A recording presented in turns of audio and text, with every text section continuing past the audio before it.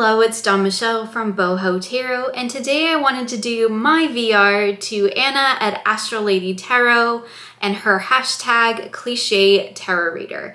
So I'm a little bit late to the party because this tag went around the tarot community last month, but that's okay. I'm still gonna jump in and add my my responses to this tag because it was such a fun one. As Anna mentioned in her video, like, this is meant to be fun. I am going to go along with it in that spirit of just kind of poking a little fun at myself for some of the cliche things that I do as part of my tarot practice. So the first cliche prompt in this tag is having more than one version of a deck. So like many people, I do have more than one version of the Smith-Waite Centennial. I do have some other RWS inspired decks, I think, but this is like the same deck in multiple versions. So I have my little tin version, which I keep in this little bag from Danny Mystic, which is super cute. I have my working version, which is here in this bag that I made. So this is the one that I actually do readings with. And then I have the version still in its original box because this is the one that I use for like a study deck. So yeah, that's definitely one deck that I have multiple versions of what is essentially the same deck. So another deck that I have multiple versions of the exact same deck is the Morgan Greer, because I have, of course, the little tin edition, and this one actually hangs out in my living room. That's like where it lives. I love this little tin edition. I love this deck. This is definitely one of my favorites. And then of course I have the full-size edition that I keep in this bag here. So another deck that I have two different versions of what is basically the exact same deck is the Thoth, because originally I bought this smaller one because I thought it would be, you know, easier to actually work with. And I'm sure it will be. I'm still starting my Thoth studies, but in trying to study this deck, I found that the artwork it's like just too small to be able to really dive deep into the details of this deck. I mean, these are two different cards, but you can see like there's a big difference in the size of the artwork. So I bought this one to keep in order and to be a study deck. Although to be perfectly honest with you, I will probably buy a third copy of the big one and trim it down to just the artwork. So another deck that I have two copies of that I've kind of made like into two different versions is the Marielle Tarot First Edition.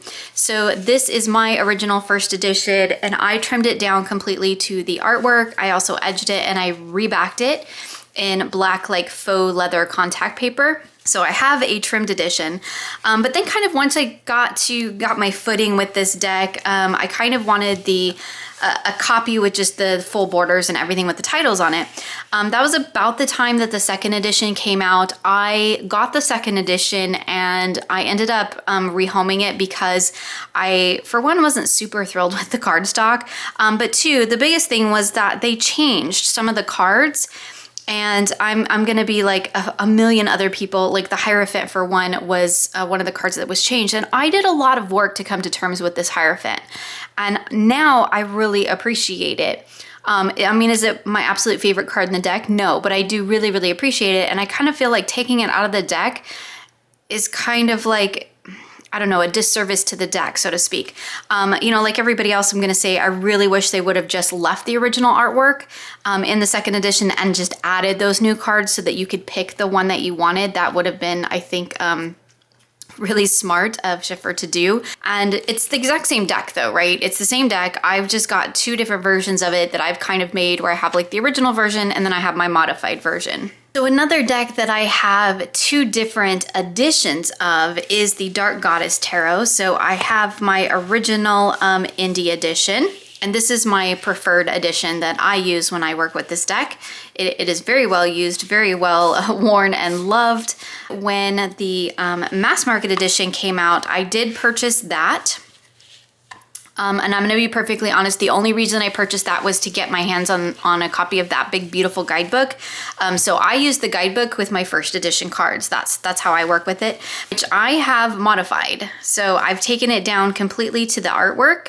I don't use this one very often, but I do have not only two editions of this particular deck, the mass market and the indie edition, but I also have them in kind of two different versions, right? I have like a full-size original and then a modified one.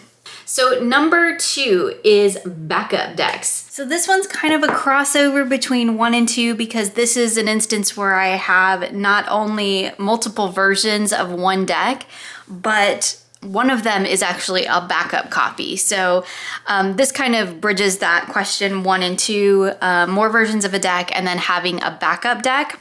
So this is my original Llewellyn, which kind of, you know, started my whole Llewellyn obsession. It's trimmed down to just the artwork. I've edged it. It is super well worn at this point because I use this deck almost daily. I really did buy a backup copy of this because I was afraid that something would like happen to it, right?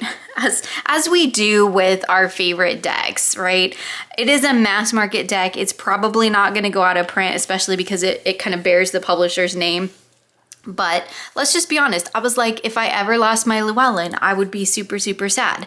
So I bought a just another edition of whatever was readily available on Amazon of the Llewellyn Tarot to be a backup copy. And then I got it and it's totally different cardstocks. So this is like the more cardboard Llewellyn cardstock. So, you know, it's a lot stiffer. This is the newer, shinier, much more flexible, thin Llewellyn cardstock, which actually shuffles beautifully. But I got this and I was like, it doesn't feel right. It doesn't feel like my Llewellyn because it's a different cardstock and it has a totally different feel. I bought this and I was like, well, that's not what I want. So I kind of put this one away and then I was able to find one in a trade. This was the most awesome trade ever. I got the Marielle and this edition of the Llewellyn Tarot, which is the same exact cardstock as mine because it's the same edition. Now the person I got this from had trimmed it down, just taken off kind of the excess border and left the tops and bottoms, which I think looks pretty, and it's edged in this beautiful yellow. So I'm like really happy because now I do have a backup if I ever wear this one out, and this one is in like the exact same cardstock. So it does feel much more like my Llewellyn does, right? But anyway, so I got that and then I was like, okay, so I have this one that is the like thin flexible cardstock. So I used this one to do a mod with me on my channel to show how I might mod this deck now, and I modded it and took it down to just the bottom titles. And then of course, I also have, because then after all of that, I was like, well, at this point, I should probably have a full-size edition too. It's still like in the plastic wrap, but I do have a full-size one with the borders in case I ever decide I want that. So yeah, I mean, I'm just gonna be honest. This is my Llewellyn Tarot collection. It is the exact same deck.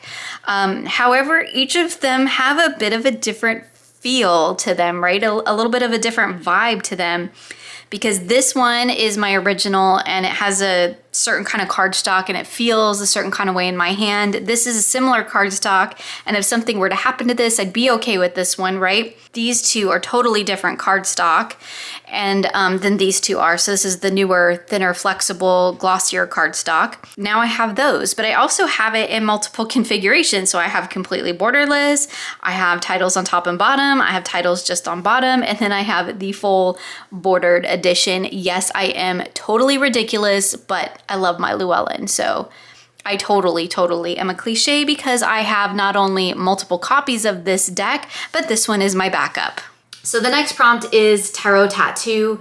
I don't have any tattoos. I'm allergic to everything, and I did, when I was in my 20s, go into a tattoo parlor from some friends who'd had tattoos done, and I talked with them about it, and they were like, given your history and your issues that you have, it's probably not a great idea. And they were like, we could do a test dot, and I'm like, yeah, let's just not. It's not worth it. So not only do I not have any tarot tattoos, I have no tattoos. I know you can kick me out of the spiritual community now because I think that's like a requirement, right? You gotta have a tattoo somewhere.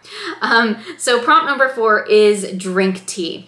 I'm not a big tea drinker. I'm a coffee drinker. The only kind of real tea that I drink occasionally, I will have like in the fall, I like to have some chai tea on occasion. But most of the time, if I'm drinking tea, it's like iced tea. Number 5 is own crystals. I do have some crystals, but I'm not like huge into crystals. Like I have a couple of crystals that have some significance to me. The newest one being this absolutely amazing Orca agate that I got from Dustin at Modern Metaphysicae. I've been on the hunt for this for a long time, and sent Dustin a message and was like, this is what I'm looking for if you find one, and he did, and it is absolutely perfect because this is going to be part of a Orca, sort of Orca animal energy, like the actual animal, because Orca is kind of one of my spirit animals, and this is the central focal point for that little altar space, and I absolutely love it. It is so beautiful. This one I've had now for a couple of years. This was a gift from Renee at Meadowlark Mystic. It's beautiful. I use it sometimes like over the cards to kind of highlight and focus in on different aspects. So it's kind of interesting to lay it over the card and just to see like what's in this crystal area. I do have a little small bowl of crystals, like you can see it like right here, that I occasionally will pull into workings and things of that nature. Other than that, the only other crystals that I'm like pretty attached to, is that a thing? Like, it's totally a thing, is my little crystal skull family, and they all have names. I know, probably ridiculous, but this is Sunny, and he's citrine, and he sits on my desk, and this is kind of, I play with him while I'm editing videos, because this hand over here is going on the mouse, and this hand over here has Sunny in it, and I'm just like soaking up the energy. Whoops. This one is Rose, and I know, super original, right? Rose and Sunny, because that's what they look like. This one is Rose Quartz. A lot of times Rose assists me in my self-care work, as well as some of my full moon and Mary work as well. Then we have Poe here, and Poe is part of my Hecate work and sits over on that altar. Support during dark moon times, and also during, you know, kind of shadow work type of energies. And then I have Plath, and Plath sometimes accompanies me on full moon workings. So I tend to use Plath more in the full moon time, and then Poe more during the darker new moon time. But I do sometimes pull Plath out just for any kind of general workings. I mean, I'm not like super into crystals, but I definitely use them, and these are the ones that I use the most, actually. So number 6 is tarot books, and this one, yeah, I have tarot books. I think if you're a person that works with tarot, you probably have tarot books. If not to have, you know, additional books for reference, or, you know, topics related to tarot, you at least have tarot guidebooks. So do those count? I don't know if those count. But anyway, yeah, I have many tarot books. I love to read tarot books. I have a fairly large collection of tarot books. What's on my shelf isn't even all that I have, but I do enjoy reading about tarot as well, including some fiction books. If you've not read The Fortune Teller, that's a great fiction book that is structured around tarot, which is really fascinating. It's like the Da Vinci Code meets tarot. It's pretty cool. So number 7 is have a tarot journal. I feel like I don't even need to really answer this one, because yes, I have a tarot journal. I have multiple tarot journals. I have the tarot journal that we see every month on my channel, which houses my sort of just weekly readings. I have tarot integrated into other journals, and I most recently got put together a new tarot journal to do my practice or my studies with the classic tarot decks that I'm working with, so the Thoth and the Centennial. I love tarot journals. I'm sure that's no surprise, right? No surprise. Okay, moving along. So number 8 is love to shuffle. So when it comes to shuffling, I have to tell you that my absolute favorite decks to shuffle are Rebecca's. They are the Fauna Inspiration, the Flora Inspiration, and the Fantastic Being. They're the nature-inspired cards. These cards, this deck, it's not even traditional cardstock, right? It is like watercolor paper. It's thin and flexible, and it shuffles absolutely beautifully. This is one of those decks that I could sit and shuffle this all day long, and it's definitely, her decks are definitely ones that I pull to whenever I want to just sit and shuffle, because like this is so much fun. I love a good deck that shuffles like that. I do also quite often pull out, you know, my Llewellyn, and this one I like to just sit and shuffle overhand. Sorry, it's gonna catch my lights, but I do really enjoy the process of shuffling. It is a part of my reading practice as well. Like, I have a very specific way that I shuffle, and like a very specific kind of shuffling ritual that I do. So like there's that too, but just to sit and shuffle, I love to just sit and shuffle. Having cards in my hands makes me happy. So yeah, I love to play with my cards. Number 9 is have fairy lights. I do not own fairy lights. I know, no fairy lights, no tattoo. I'm not even gonna be allowed in this tarot community anymore. I don't have any fairy lights. My kid has fairy lights. So there are fairy lights in my house. I think they're pretty, but I've just never gotten any. Number 10 is have candles. I do have candles around my house and my office and stuff. And I do occasionally incorporate candles into my readings and rituals and stuff, but I'm not like a huge candle person. A lot of these scented candles bother my asthma. So because of that, because I do have asthma and I have sensitivity to smells and things like that and the smoke, I don't use candles a lot, but I think they're pretty, so I put them around my house. Again, I don't think that's really a tarot person thing. I think that's just a decorative thing for a lot of people. But in terms of using them in maybe like ritual or readings, I do so on a very rare occasion because I have to be real careful with what I use. Number 11 is having a tarot table or kind of a designated space for tarot. I do have, I guess, what I would consider a tarot table, like it's the table that's behind me, but it kind of shares double duty with any crafts that I do as well. So it's like my tarot / craft space, but I do have a designated space for tarot, and it's my entire office. I mean, let's face it, it started off as like, yes, it's my office for work, but it's really become my tarot sanctuary as well. So there were a couple of people who did some VRs to this. Actually, there were a lot of people that did VRs to this, and I haven't made my way through all of them. A couple of them that I did manage to watch, I saw Lisa's, of course. I saw Amy at Strength Reverse. I saw Common Hawthorne. I saw Hazel Jane Tarot. The most recent one I saw was Julie at Peekaboo Rose, and Julie added some prompts, so some cliches to hers, which totally apply to me, so I'm gonna add them into mine as well. I have seen them in a couple of VRs as well, but I'm just gonna kind of lump them in because I did see the majority of them in Julie's video. One of the things that Julie added was Cardstock Snob, so she kind of added that in with the shuffling prompt, but like Julie, I prefer what most people would consider crappy cardstock. Not like the super thin without a core, right? But I do like the thinner mass market like Llewellyn cardstock because I can actually shuffle it. I am a cardstock snob. Like if a deck is too thick or it's too sticky or it's too whatever, like I won't work with it. If it's too gilded, if it has cheap gilding, if I have no interest in cutting it off, that deck's gonna go. So gilding would be a thing too for me. So yeah, totally a cardstock snob. Another one Julie added was having tarot bags and cloths. I did see this in a couple of other VRs. I do have tarot bags, well, and a few cloths. I make all my own bags, and I'm like real particular about what fabric I use for what decks. So it doesn't get a bag made for it until I find like the perfect fabric. But I do house the majority of my decks in tarot bags, most of which I make. I do have a few that I've purchased from other people, which are wonderful as well. But I really like the whole process of picking out the fabric and creating a bag myself for my deck. It's fun.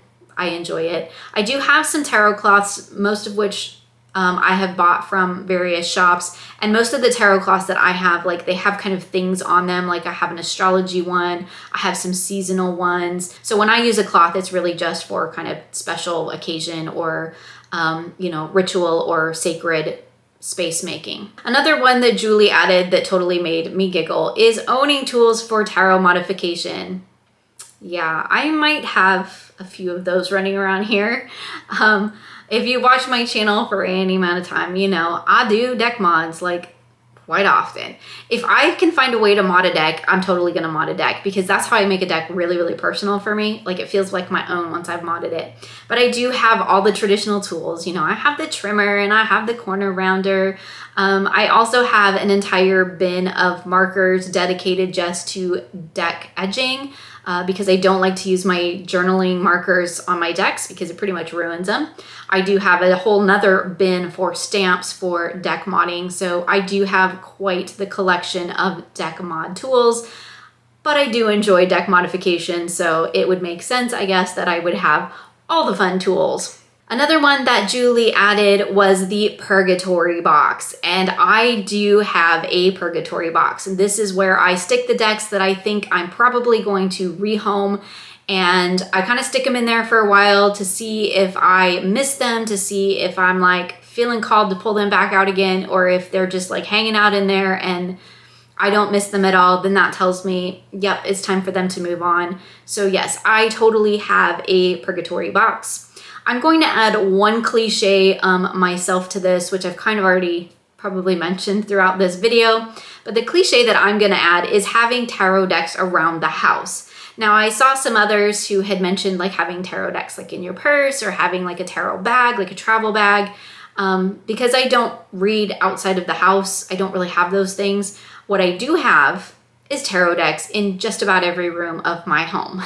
So I have tarot decks in here, obviously.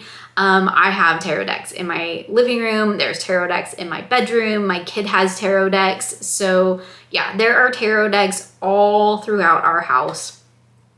I have tarot decks in my trailer for when we go camping. Like, yep, full decks that just live in there all the time.